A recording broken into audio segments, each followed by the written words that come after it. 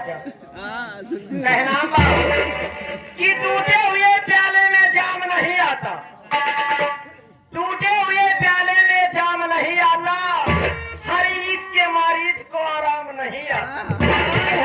दिल तोड़ने वाले जरा ये सोच लिया होता, कहते समर को दिल तोड़ने वाले जरा ये सोच लिया होता कि टूटा हुआ दिल कभी किसी के काम नहीं आता।